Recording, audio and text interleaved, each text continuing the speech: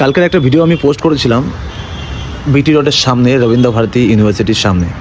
পুলিশে চেক করে, তখন আমাকে কেস দেয় এবং আমাকে বলে আমি সিগন্যাল ব্রেক করেছি। যাই হোক, তাই আমার লাইসেন্সটা নিয়ে নিয়েছে এবং আমি দিয়ে দিয়েছি। আমি কোনো ব্যাপার মনে করিনি বা অত কিছু ভাবিনি। তাই অনেকেই বললো যে লাইসেন্সটা দেওয়াটা ঠিক না, আর লাইসেন্সটা পরে যদি আনতে যাই আমি 200 টাকা দিলেই হয়ে যাবে ফাইন। কিন্তু ইনস্ট্যান্ট আমাকে 500 টাকা ওই লিঙ্ক পাঠিয়েছিল, ওখানে যদি আমি দিয়ে দিতাম কাজটা মিটে যেত, এটা সবাই বলেছিল। বাট 500 টাকাটা দিয়ে দেওয়া উচিত ছিল, কিন্তু আমি দিইনি। আজ যখন সেই সেম রাস্তা দিয়ে আমি কাজে যাই গ্রিস পার্কে, তখন দেখছিলাম আরও কিছু সার্জেন্টরা এখানে দাঁড়িয়ে ছিল। দেন আমিও তাদের সাথে কথা বললাম। তারা বললো আজকেই চলে যাও, এখনও আমাদের সব কাগজপত্র কালকে জমা পড়েছে, আজকে গেলেই তুমি কিন্তু পেয়ে যাবে 500 টাকাটা জমা দিলে।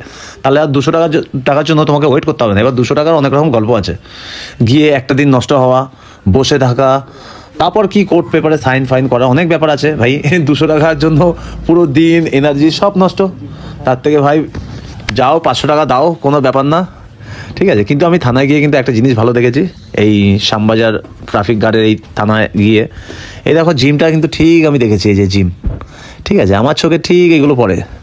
তো যাই হোক, জিমের লোক, জিমটা একটু, এই যে আমার কাজকর্ম কমপ্লিট হলো, এই যে আমি বেরিয়ে আসলাম, লাইসেন্সটা এখান থেকে নেব, দেন এখান থেকে হাওয়া। তো